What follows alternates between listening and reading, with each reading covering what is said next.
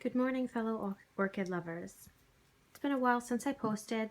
Wasn't a whole lot going on with my orchids. A lot of growing, but no real blooms or significant news. And there's been a lot going on in my life, so I just haven't had the time.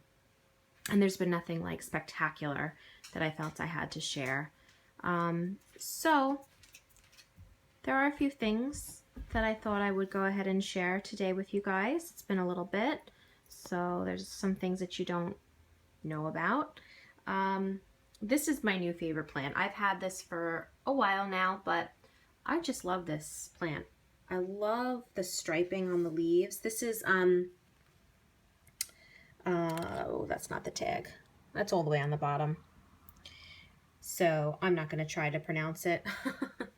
But people that know orchids know what this is.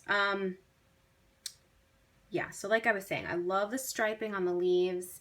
This plant is loving the way that I'm handling it. New root growth everywhere. Just really happy plant. I seem to have found a good spot for it. It's got a new leaf that's just growing, new roots. There's happy sap all over this. Whenever I touch it, my hands get sticky. So it's really happy. And that makes me happy. My Shari baby, if you'll remember the last video that I posted, her spike was dying back. I eventually just decided to cut it off completely. I feel like there was a reason why it was dying, and you know, instead of the plant putting energy into trying to save the spike, I thought the best thing for the plant was just to cut it back, so I did that. I did go through her roots extensively, and I found some old moss in there, so that may have contributed to the problem with this orchid. So I went crazy and just spent pretty much almost an hour going through her roots, which they're very fine, so it took a long time, and trying to get rid of all of that old media from her roots. Other than the flower spikes, she doesn't really seem to have too many bad effects. I do know that I have a slight nutrient deficiency with her. As you can see, her new leaves, the coloration is not right. I did get some new fertilizer. I'll get into that in a moment. So that's her story. I'm going to try to fix the problem with her. Also, weirdly, my Sheila Tolkien has all of a sudden, just like overnight, a few of the leaves have this on them. Now, my house cleaner did come in, and I didn't move my orchids from their spot, so I don't know if maybe when she sprayed the cleaning spray, maybe some went on the tips of some of the leaves. I'm not really sure, because this was fine, and then since she came in, this has happened. So I don't know for sure. I mean, she's very careful, so I don't think it was her, but that's the only thing I could think of. Although I am new to orchids, and especially the Sheila Tolkien, I don't really know much about it. So it could be the sign of something not going right. So if anyone has had this type of fish, I mean, I've had browning on the tips of leaves before, and it usually just meant that they were being overfed. But this is not like that browning. This is different. It kind of, I don't know, it kind of worries me in a way. I think it's more fungal than anything else. I don't know. So if anyone knows, feel free to let me know. Some good news with my Oncidium sweet sugar. I was very concerned about this orchid because it had started to desiccate a little bit. I changed my method, just barely letting the roots touch water that's above these glass beads. And lo and behold, one new growth, and then another new growth. So I guess my change in method did really work for this orchid. It seems to be doing much better. It's got two new growths.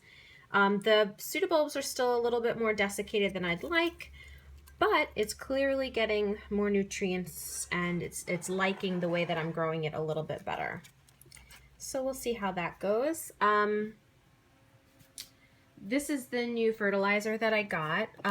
It came to me with a hole in the bag, and there was stuff all over the box, so I don't have the original bag. But basically, this is If anyone watches Rick L, he was talking about the different types of nitrogen. Am I saying that right? I don't know. That plants get. There's one with ammonium, there's one with that's urea, and then there's just the nitrate. And honestly, I had noticed some root burn on my roots, and I use a very dilute solution, so I was kind of confused about that. And then I realized from his video that it was probably because I was using the type of fertilizer I was using was the ammonia one. I know I'm not saying those things right. After I start videotaping, I always realize I should have looked at things before. But whatever. So I bought this one. So this is a calcium nitrate mix. And, you know, the bag said specific things. I'm only using 1/8 of a teaspoon, even though that's not the direction on the bag. That gives me a TDS of around 70, 75, which for my growing method I think is good. Of course, my pH meter decided that now would be a good time for it to stop working. I did try to recalibrate it. It didn't work. I have a new one on the way. It'll be here tomorrow. So, yeah. So that's the story with that. Just some examples of some great root growth, though. This is that Phalaenopsis that I've had for over a year that finally started growing roots. A root explosion. I am so excited. I've been fighting to save this orchid since I got it. And I mean, look at these leaves. Right before the roots started popping out, this started happening with the leaves. And I was like, no, I'm gonna lose this. But, you know, it grew 2 new leaves. Again, these are tiny. Obviously, it's showing that the orchid went through some type of distress. That's what happens with orchids when they go through some type of distress. New growths are smaller, and that's just how it is. So this doesn't really bother me that they're so small. I knew they would be, and it may be that the next couple will also be small, but the fact that she still has leaves and she's growing roots means she has turned a corner. So I'm very excited about that. This Cattleya is my best example of happy roots. I mean, new roots everywhere. And there's that root burn I was talking about, which really puzzled me. And now I understand why. But even the old roots are branching, and she just is very happy. So that's her. And then this other Cattleya, this is the one that I've had for a really long time. And I was struggling to save. Her new growth is doing great. Her roots are going crazy. I mean, this orchid had no roots to speak of. Her pseudobulbs were completely desiccated. She had no moving eyes. She had eyes available, but they weren't moving.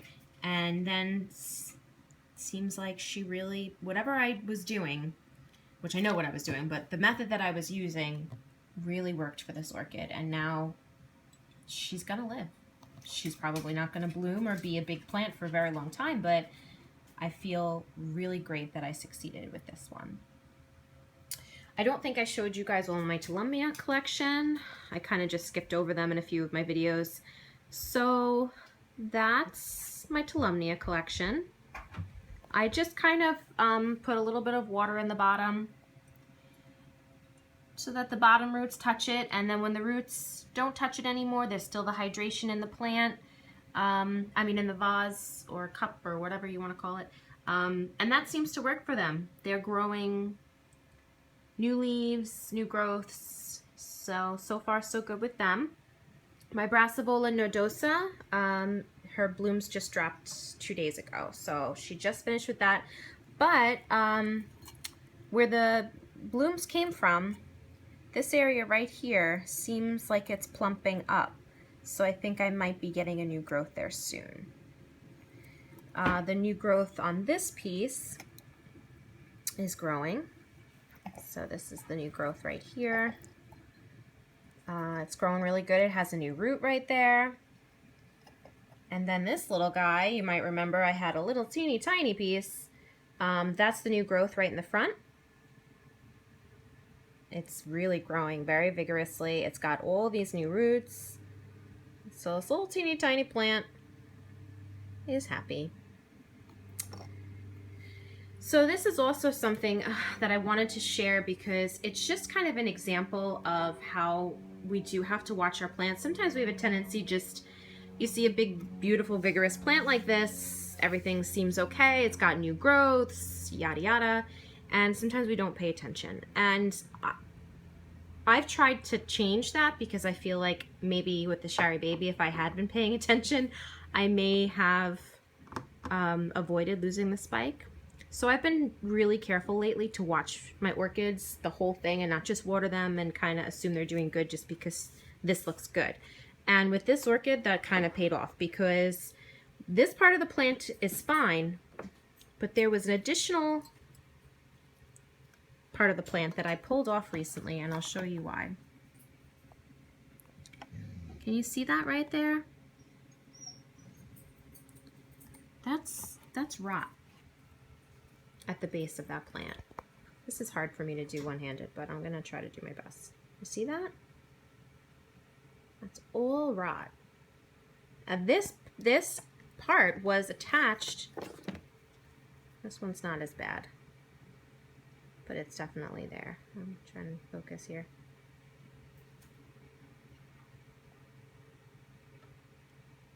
That's not working. And this is a relatively new growth, actually. These were attached to that big plant. And I was looking at it and I go, well, that's weird. This looks kind of like it's rotting. And sure enough, it was. And there was actually a new growth attached to it, to the rotting part. So I immediately ripped all 3 of these pieces off. There was one that was so bad I just tossed. And I'm trying to rehabilitate them, but I don't know. It might be too late. This one, it feels pretty squishy in here. This one is not so bad. And then the new growth, I think I may have saved. I mean, one of the eyes rotted, but I think I may have saved it. So we'll have to see. But that it's just an example of why we have to pay such close attention to our plants, because if you look at the top part of this plant, it seems fine. It seems like there's nothing going on. It's great. It's got, you know, 3 new growths. Everything seemed to be great, but there was a section of the plant that was starting to rot, and it could have spread to the rest of the plant. So it's just an example of why it's a good idea to just make sure that you're checking your plants. Even the ones that are vigorous and you've never have any problems with could suddenly turn into a problem. Now, the last piece of news that I have, which is pretty upsetting for me, this is my Odontoglossum. I've had this orchid for about 2 months, 2.5 months. And when I got it, it had this new growth. Everything seemed to be fine, but the growth stalled. And I thought, it's my fault. I just don't know how to grow this plant. So I was trying all different kinds of things, and it still wasn't doing well. And the roots didn't seem to be doing well. I mean, they all started to get papery. The tips started to die. I thought I was burning the plant, so then I lowered my feed levels. I mostly kept it in distilled water. You know, I was thinking all these things that I'm doing wrong. And then today when I was watering my orchids, I noticed that this bulb that used to be attached looked really yellow. And I touched it and it's soft. So I said, uh-oh. So I pulled it off the plant and whoa, that was bad. I almost dropped the phone. I don't know if you can see it, but that's purple. That is, I mean, I'm not a professional, but that in my mind is Fusarium.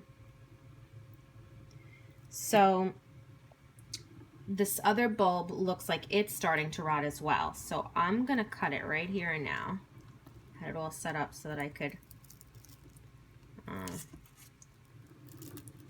nope, that's not gonna work. Okay, let me see if I can put the camera down. Oops.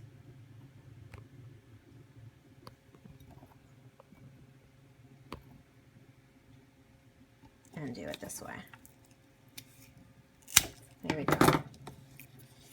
So that looks good. That part of the plant, well, there's a little bit right there. That dreaded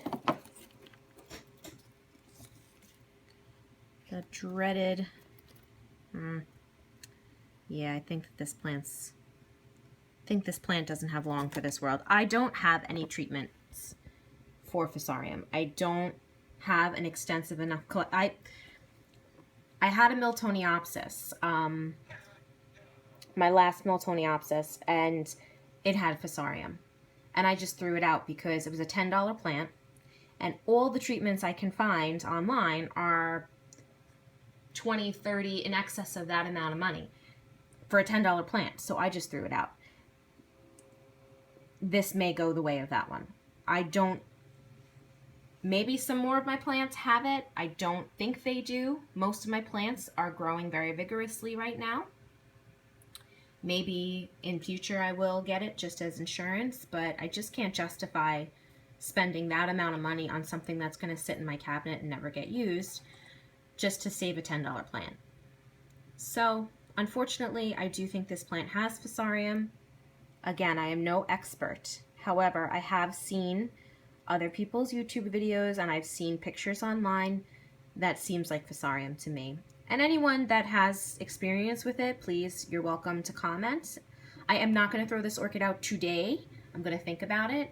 But to me, this orchid really doesn't have much hope. Maybe I will cut this last bulb and just leave the new growth. It does have some roots of its own.